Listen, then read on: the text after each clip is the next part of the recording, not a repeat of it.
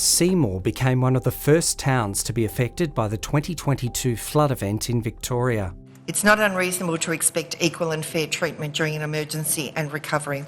However, Seymour strongly feels our crisis and our needs are ignored. The Mitchell Shire has made 35 recommendations in its public submission to the state's parliamentary inquiry. Without an ICC on the ground locally, the speed and focus needed for our urgent needs were not being met. Neighbouring communities shared similar concerns about the lack of communication and a local incident control centre.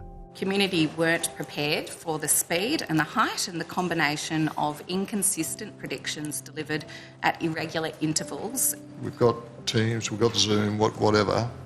We know how to use that now, and the ICC should have that as standard equipment. The October floodwaters swamped Seymour's central business district. Some businesses are affected physically, but many of our businesses are affected by the ripple effect of communications cut. Emily Street was closed for days. Some are lobbying for a levee to be built along the Goulburn River to help protect the economic heart of town.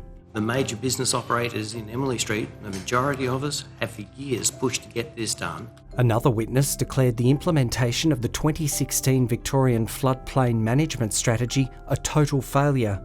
People in the Upper Goulburn were flooded before daylight with absolutely no warning whatsoever. Jan Beer believes there needs to be better education and landowners should be given more information.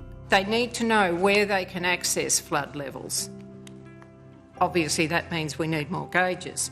Management of the Lake Eildon water level is a key point of contention. Goulburn Murray Water have a filling target that aims to have the lake at 100% on the 1st of October or the 1st of November in a wet year. The flood cost Goulburn River trout more than $2 million. To mitigate the risk of future flooding, Goulburn Murray Water must adopt a more conservative infill curve. Post-flood, the Mitchell Shire has suggested Victoria look to Queensland for a new recovery funding model. They are actively and proactively looking at making sure that infrastructure is in a better state before these incidents occur.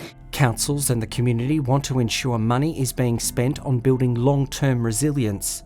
The ongoing financial and mental strain that these events leave are concerning. A CFA volunteer of more than 45 years, Neil Beer hopes their pleas for change don't fall on deaf ears. If we don't learn from this, I don't know, I've got no more to say. The Legislative Council Environment and Planning Committee also heard from Seymour Football Netball Club President Gerard O'Sullivan about how 70 of its members mobilised en masse to help with the flood clean-up. The Victorian Farmers Federation, Stecker Agricultural Services, Kings Park Committee of Management and Seymour Agricultural and Pastoral Society also had their say. You can read full transcripts of the public hearing held in Seymour at the website on your screen.